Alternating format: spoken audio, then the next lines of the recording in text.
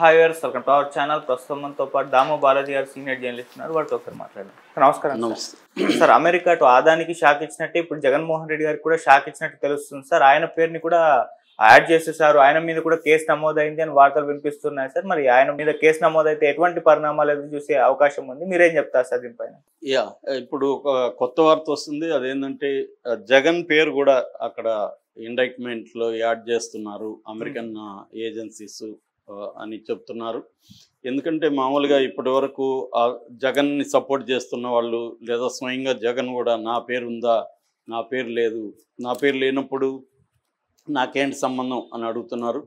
అట్లాగే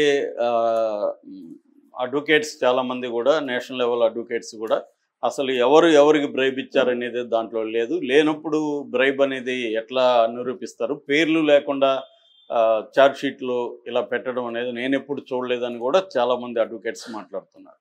అందుకని ఇప్పుడు ఆల్రెడీ 10 రోజులు అయింది కాబట్టి ఇప్పుడు అమెరికన్ ఏజెన్సీస్ FBI కానీ వాళ్ళు జగన్ పేరు పెట్టారు, ఎవరు ఇచ్చారు అనేది కూడా క్లియర్గా అదానీనే జగన్కి ఇచ్చాడు అనేది వాళ్ళు పెట్టారని చెప్తున్నారు. అయితే దానికి సంబంధించి ఇంకా డాక్యుమెంట్ అయితే రాలేదు, కానీ అమెరికా నుంచి కొంత వార్తలు అయితే వస్తున్నాయి జగన్ పేరు పెట్టారని.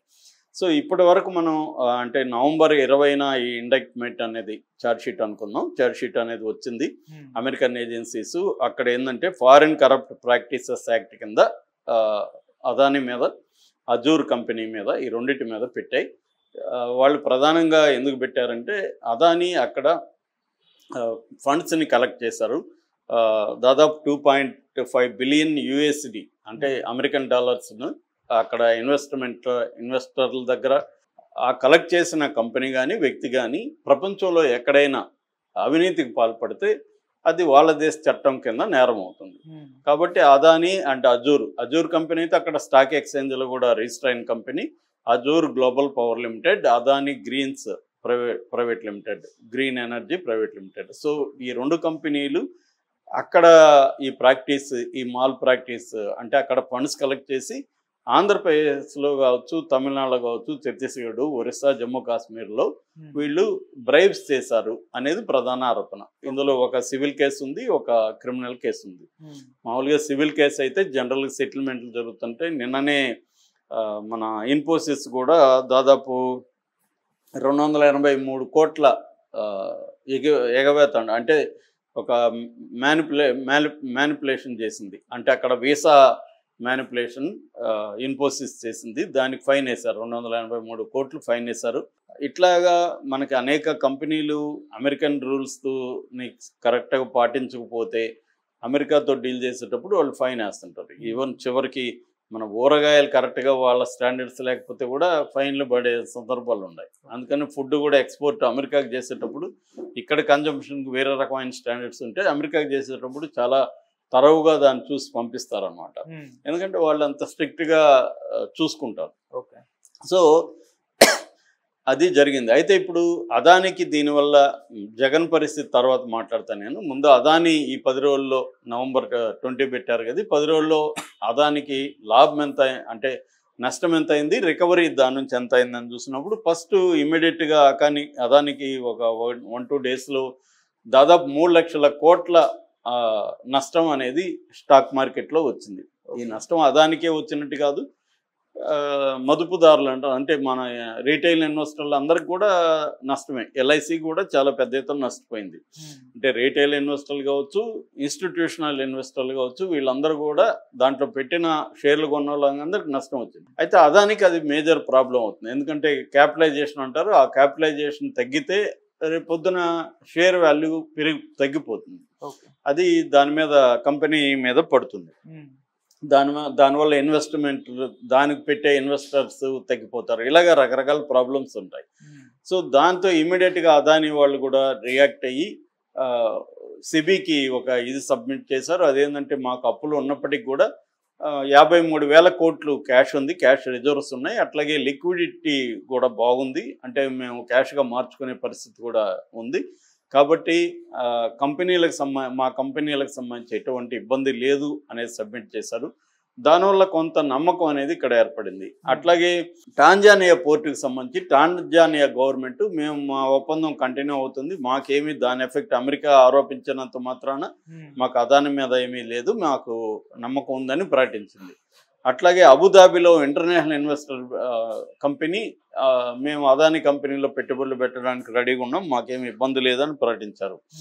అట్లాగే మహేష్ జట్మలాని కావచ్చు, ముకుల్ రోహత్గి, వీళ్ళిద్దరు సీనియర్ అడ్వకేట్స్ సుప్రీంకోర్టులో, వీళ్ళిద్దరు కలిసి జాయింట్గా ఒక ప్రెస్ మీట్ పెట్టి అసలు ఇది వేస్ట్, ఇది అసలు ఇదేమీ కేసే కాదు, అసలు అదాని మీద లేకపోతే వాళ్ళ మేనల్లుడు సాగర్ మీద మొత్తం 5 కౌంట్లలో 1 and 5 కౌంట్లో అసలు వీళ్ళ పేర్లు కూడా లేవు, ఎవరికి బ్రైబ్స్ ఇచ్చారని కూడా లేదు, ఇది అసలు ఇటువంటి పనికిమాలిన కేసు మేము ఎప్పుడైతే చూడలేదని కొట్టిపారేశారు.